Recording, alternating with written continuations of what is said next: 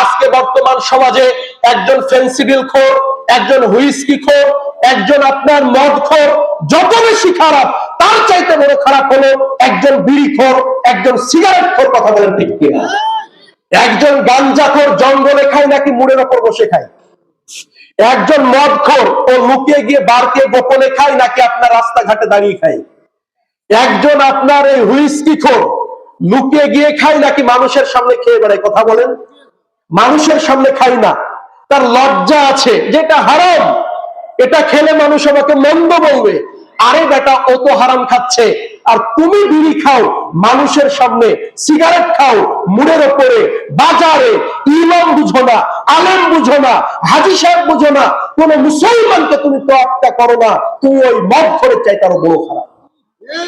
আর এই বিড়িখোর, জর্দা, এই সিগারেট খোর যত খারাপ, তার চাইতে আরো বড় খারাপ হলো জর্দাখোর হুজুর, যে মসজিদের বারান্দাতে খায়, যে মাদ্রাসাতে বসে খায়।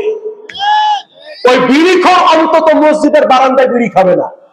ওই সিগারেট খোর অন্তত রাস্তাঘাটে খেলেও আপনার মাদ্রাসার বারান্দায় খাওয়ার সাহস পাবে না। কিন্তু ওই জর্দাখোর ওই হারাম চাবাইতে চাবাইতে মসজিদের বারান্দায় খায়, ওযু করে গিয়ে আবার মানুষের ইমামতি করে। নাউজুবিল্লাহ। এটা কোনো মানুষ খায় না। রংপুর হারাগাছ এলাকায় আমরা অনেক মাহফিল করেছি, ওইখানে যারা গিয়েছেন বলতে পারবেন, বিঘার পর বিঘা আমাদের যেভাবে আলু চাষ হয়, ওইভাবে আপনার তামাক চাষ হয়, আওলা পাতা চাষ হয়। তো দেখবেন বিঘার পর বিঘা আপনার এই মাদক আলাপাতা চাষ হয়, কোন জমিতে আপনার বেড়া দেওয়া লাগে না। তাদেরকে বলা হলে যে বলে যে ভাই, এই খাবারটা কোনো গরুতেও খাবে না, ভুলেও আপনার কোনো ছাগলে খাবে না, ভেড়াতেও খাবে না। যদি কোনো কুকুরকে আপনার মাঝখানে বসিয়ে রাখেন, ও মুখ দিয়ে আবার ঘুরে চলে আসবে, একটা পাতা মুখ দিয়ে গ্রহণ করবে। এটা হলো তামাক। আপনি যদি আরো খারাপ করে যদি বলি, শুকুরকেও যদি আপনি রেখে দেন, আমার কথা না, আপনি প্রমাণ নেন, মিলিয়ে দেখেন, শুকুরকেও যদি আপনি যদি ওই তামাকের মাঝখানে বসিয়ে রাখেন, ও মুখ দিয়ে শুঙে মুখে গ্রহণই করবে না, এত নিকৃষ্ট। অথচ এগুলো খাইকে। কথা বলেন। দুই পায়ের মানুষ, কত নিকৃষ্ট। ওই জীবজন্তু জানোয়ারের যে আকল আছে, এবং আপনি গরুকে যদি ঘাসের সাথে মিশিয়ে একটা তামাক পাতা দেন, ভুলবশত একটা তামাক পাতা দিয়েছেন, ওই গরু আপনার ঘাস মুখ থেকে বের করবে, বুঝতে পারবে যে এতে কি আছে, তামাক আছে। কিন্তু আপনার আবার হুজুর বুঝে না, ও মনে করে যে এটা হালাল, আবার অনেকে মনে করে মাকরু। আরে ভাই, মাকরু কি? আল্লাহ যেটা হারাম করেছেন, অপছন্দ করেছেন, সেটা একজন আলেমের জন্য অপছন্দ, হারাম।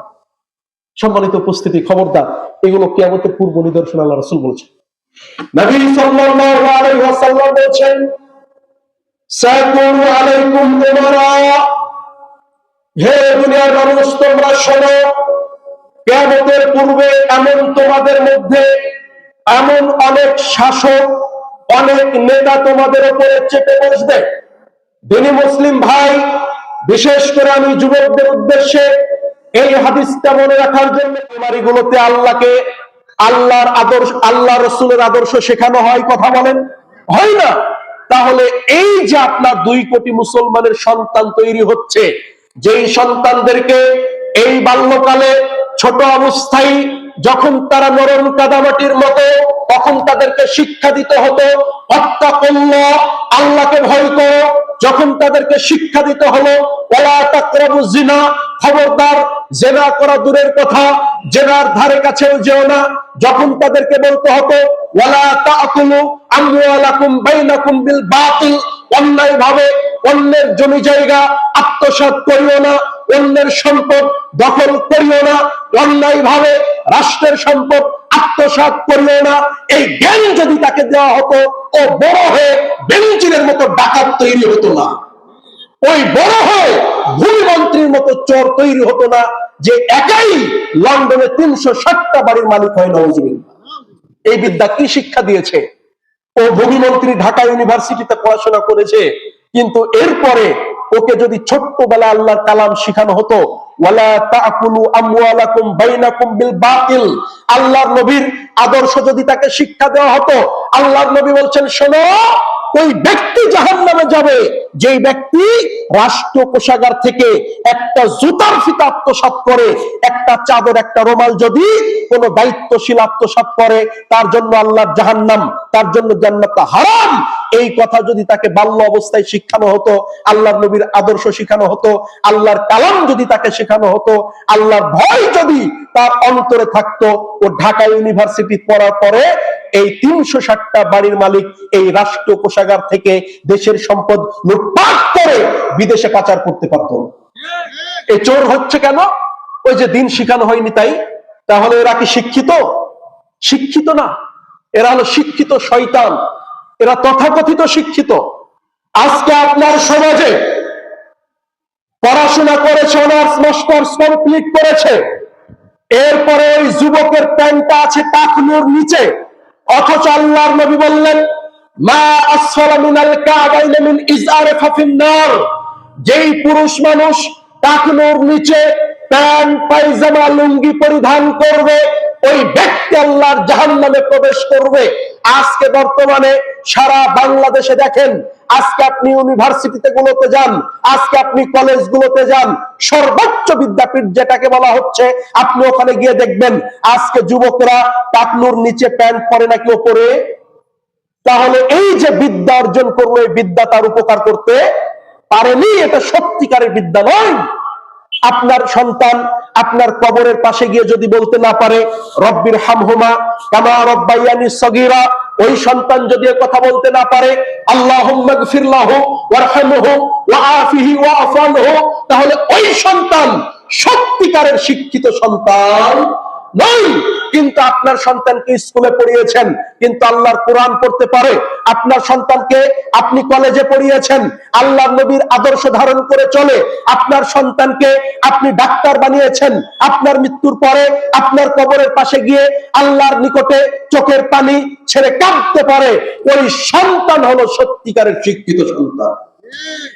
এই শিক্ষার হার কমে যাবে, দ্বীনি ইলম অর্জন করা এবং সে অনুযায়ী আমল করা মানুষের সংখ্যা কমে যাবে, এই কথা আল্লাহ রাসূল বলছেন।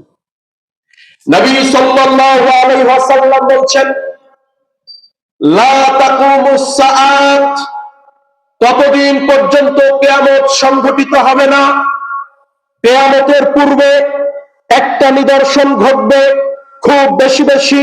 আল্লাহর নবী বললেন হাত্তা তাকসুরা জালাজিল, ঘন ঘন ভূমিকম্প হবে, এটা হলো কিয়ামতের আলামত। কিয়ামতের পূর্বে ঘন ঘন ভূমিকম্প হবে। আজকে বাংলাদেশে গত এক মাসে একাধিকবার ভূমিকম্প হয়েছে কি হয় নাই কথা বলেন? এবং গবেষকরা বলছে এই চলতি বছরে শুধু ঢাকাতে বাংলাদেশে আরো একাধিকবার, অনেকে বলছে প্রায় 20 বারের মতো ভূমিকম্প হতে পারে, আল্লাহ হেফাজত করুন আমিন। এই গজবটা হলো কেন? এটা কিয়ামতের পূর্ব নিদর্শন আল্লাহ রাসূল বলছেন। আল্লাহ নবী 1500 বছর আগে বলেছেন বাংলাদেশে প্রায় 3.5 লক্ষ মসজিদ রয়েছে এবং লক্ষ লক্ষ কোরআনের হাফেজ রয়েছে, লক্ষ লক্ষ কোরআনের পাখি রয়েছে যারা মাদ্রাসায় মসজিদে আল্লাহর কালাম তেলাওয়াত করে। আল্লাহর একটা দয়া রয়েছে এই দেশের ওপর, যার কারণে আল্লাহ বড় ধরনের ভূমিকম্প, বড় ধরনের ভূমিধস দিয়ে আল্লাহ আমাদেরকে গজব দেন না, কিন্তু অচিরে এই গজবগুলো আল্লাহ দিবেন। কেন? এগুলো আমাদের পাপের কর্মফল, আল্লাহ রাসূল বলছেন। নবী সাল্লাল্লাহু আলাইহি ওয়াসাল্লাম বলছেন শোনো, কিয়ামত ততদিন হবে না যতদিন না ঘন ঘন ভূমিকম্প না হয়। নবী সাল্লাল্লাহু আলাইহি ওয়াসাল্লাম আরো বলছেন সায়াকুনু ফি আখিরিজ জামানি খাসফুন ওয়া তাগফুন ওয়া মাসকুন। আল্লাহর নবী বললেন কিয়ামতের পূর্বাক্ষণে 3টা গজব তোমাদেরকে পাকড়াও করবে। আবারও বুঝেন, এই হাদিসটা একটু মনোযোগ দিয়ে খেয়াল করবেন। আল্লাহর নবী বললেন কিয়ামতের পূর্বে আল্লাহর পক্ষ থেকে 3টা আযাব গজব তোমাদের উপরে নেমে আসবে। আল্লাহর পক্ষ থেকে তার এক খাসফুন, আল্লাহর নবী বলছেন ভূমি ধস হবে, পুরো জমিনটাকে, এলাকা, একটা গ্রাম, একটা পাড়া মহল্লা, বেশ কিছু বাড়ি আল্লাহ মাটির নিচে দাবিয়ে দিবেন। এটার নাম হলো ভূমিধস। যেই ভূমিধস হয়েছিল কারুনের সময়ে, আল্লাহ বলছেন ফা খাসাফনা বিহি ওয়া বিদারিহিল আরদা, আমি আল্লাহ এই কারুনকে এবং তার পুরো সাম্রাজ্যকে তার পুরো রাজপ্রাসাদকে আমি আল্লাহ মাটির নিচে দাবিয়ে দিয়েছি। নাউযুবিল্লাহ। মাটির নিচে আল্লাহ দাবিয়ে দিয়েছেন। আল্লাহ বলছেন কারণকে রক্ষা করার মতো তার কোনো কর্মী বাহিনী ছিল না, এবং কারণের এক বিন্দু মাত্র তার বাঁচার কোনো সম্ভাবনা ছিল না। সে নিজের কোনো উপায় ছিল না যে আল্লাহর এই গজব থেকে সে নিজেকে বাঁচাবে। আল্লাহ এই গজব দিবেন, আল্লাহ ভূমিধস দিবেন। হয়তো বাংলাদেশে বড় আকারে আপনি দেখেন নাই, পৃথিবীর অনেক দেশে আল্লাহ ভূমিকম্প দিয়েছেন, ভূমিধস দিয়েছেন। একটা এলাকা, একটা রাস্তা, ব্রিজ দেখবেন যে আপনার ফেটে দুই অংশ হয়ে গিয়েছে। এলাকা, একটা গ্রাম, ব্রিজ, একটা মহল্লা, একটা শহর মাটির নিচে তলিয়ে গিয়েছে। এটা হলো ভূমিধস। কিয়ামতের পূর্বে এই গজব আল্লাহ দিবেন। যদিও আমাদের বাংলাদেশে এই গজবের সংখ্যা কম, মাত্রা কম, তবে ঘটবেই কেন আপনাকে আমি বলবো। আল্লাহ নবী বললেন, শোনো, ওয়াকাযফুন, আল্লাহ আকার আকৃতি পরিবর্তন করে শাস্তি দিবেন। আল্লাহ মানুষের আকার আকৃতি পরিবর্তন করে দিবেন। যেই ব্যক্তি সকালবেলা মানুষ ছিল, তার সাথে চা খেয়েছেন, একই সাথে দেখা হয়েছে, রাস্তায় আপনি কথা বলেছেন, কিন্তু আল্লাহর নবী বলছেন আকার আকৃতি পরিবর্তন হয়ে তার পাপের কারণে, অন্যায়ের কারণে ওই ব্যক্তি রাত্রিবেলায় হয়ে যাবে বানর, রাত্রিবেলায় হয়ে যাবে শুয়োর। বলি নাউযুবিল্লাহ। আল্লাহ রাসূল বলছেন। আবার যেই ব্যক্তিকে আপনি দেখেছেন রাত্রিবেলায় মানুষ, ওই ব্যক্তি সকালে হয়ে যাবে শূকর, ওই ব্যক্তি সকালে হয়ে যাবে বানর। আল্লাহ রাব্বুল আলামিন এইভাবে আকৃতি পরিবর্তন করে মানুষকে শাস্তি দিবেন।